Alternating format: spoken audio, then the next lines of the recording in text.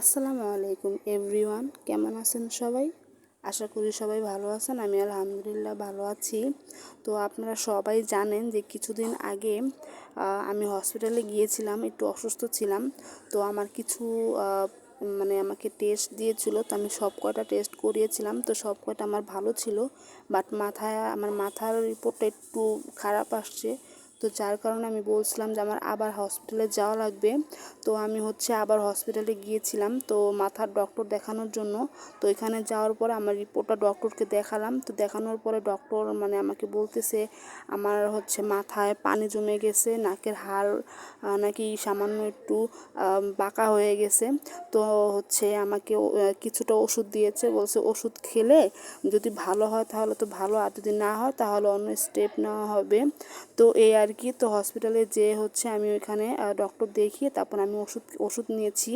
তো অনেক তাড়াতাড়ি কাজটা হয়ে গেল। তো ভাবলাম যে লক্ষ্মীবাজার যেয়ে তো একটু কিছু কেনাকাটা করি। তো আমি কিছু গজ কাপড় কিনবো, তো আমি গজ কাপড় খুঁজতেছিলাম। হ্যাঁ, তো আমি এই দোকানে গিয়েছিলাম। তো এখানে যেয়ে আমার কিছু গজ কাপড় আমার পছন্দ হয়। তো এখান থেকে আমি 2টা গজ কাপড় নিয়েছি। তো এই আর কি। আর লক্ষ্মীবাজারে আমরা প্রায় 12টার পরে গিয়েছিলাম, যার কারণে ওইখানে সব কিছু বন্ধ ছিল। তো তেমন কিছুই ওইখানে আমি পাইনি। তো ওটা নাকি শপিং মলগুলো সব কিছু নাকি 2টার পরে খোলে। তো আমি আসলে অনেক কিছু কেনাকাটার উদ্দেশ্য ছিল আমার, ভাবছিলাম যে একটু তাড়াতাড়ি ডক্টর দেখিয়ে তারপরে আমি কিছু কেনাকাটা করবো, বাট আমার লাকটাই খারাপ। তো আমি তেমন কিছু কেনাকাটা করতে পারিনি, জাস্ট 2টা গজ কাপড় কিনেছি। তারপরে আমি এখানে এসে আমি এই ফুচকাটা দেখলাম। তো এই ফুচকাটা আপনারা কারা কারা ট্রাই করছেন আমি জানি না, বাট আমি লক্ষ্মীবাজারে অনেক আসি আমি, বাট আমি এই ফুচকাটা আমি ফলোই করিনি। তো আজকে ফার্স্ট টাইম আমি এই ফুচকাটা দেখলাম। তো এই ফুচকাটা এত পরিমাণে মজা, আসলে বলার মতো না। এখানে প্রায় 6-7 পদের টক পাওয়া যায়। তো এখানে আনলিমিটেড টক কিন্তু নিয়ে খাওয়া যায়। তো আমি জাস্ট অবাক হয়েছিলাম এই ব্যাপারটা, আসলে টকটাই ফুচকার মধ্যে টকটাই কিন্তু মেন। তো আমি এটা শুনে তো একদম পুরো ফিদা হয়ে গেছিলাম। তো আমি টকগুলো একটা একটা করে ট্রাই করতেছিলাম, আর এক একটা টক এক একটা ফ্লেভারের, আর এত পরিমাণে মজা ছিল আসলে বলার মতো না।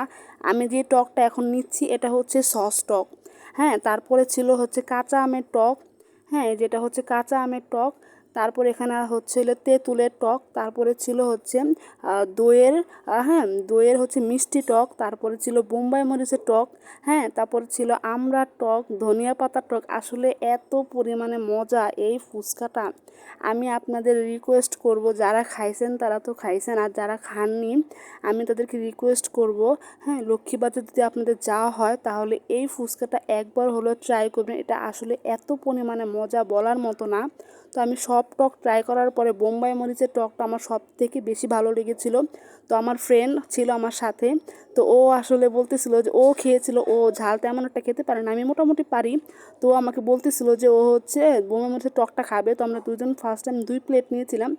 তো খাওয়ার পরে তো আমরা আবার আরেক প্লেট নিয়েছি। তো ওকে আমি বলছিলাম যে তুই আমরা টকটা খেয়ে দেখ, আর আমি ধনিয়া পাতার টকটা খাই। তো এই আর কি। তো আমরা খেয়েছিলাম, আর ও বলতেছিল যে চল আমরা বোম্বাই মরিচের টকটা খাই, দেখি আসলে আমরা কতটুকু খেতে পারি ঝাল।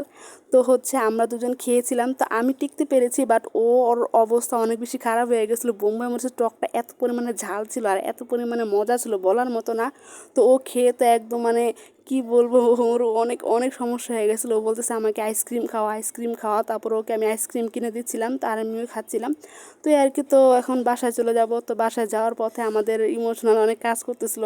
আমরা প্রায় 3 দিন একসাথে আমরা হসপিটালে গিয়েছিলাম। আমার ফ্রেন্ড আমাকে অনেক হেল্প করেছে, আসলে এটা বলবো না। আর আগের ভিডিওতে আমি যা বলার বলেছি। তো এই আর কি, অনেক বেশি ইমোশনাল হয়ে যাচ্ছিলাম, বলতেছিলাম যে আবার কবে না কবে দেখা হয়। তো ও অনেক মন খারাপ করতেছিল আর বলতেছিল যে আবার কবে দেখা হয় জানি না, বাট খুব শীঘ্রই আমরা আবার মিট করব। তো এই আর কি। সবাই ভালো থাকুন, সুস্থ থাকবেন, আর আমার জন্য বেশি বেশি করে দোয়া করবেন, আমি যেন খুব তাড়াতাড়ি সুস্থ হয়ে যাই। তো আজকে এই পর্যন্তই। তো ব্লগটা কেমন লাগলো অবভিয়াসলি কমেন্টে জানাবেন। তো আসসালামু আলাইকুম।